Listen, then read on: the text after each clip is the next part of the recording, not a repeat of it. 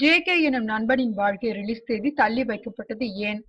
பெரிய நட்சத்திரங்கள் மற்றும் பெரிய இயக்குநர்கள், பெரிய நிறுவனங்களின் படங்கள் வெளியாகும் நாட்களில் அப்படங்களே தியேட்டர்களை ஆக்கிரமித்துக் கொள்கின்றன.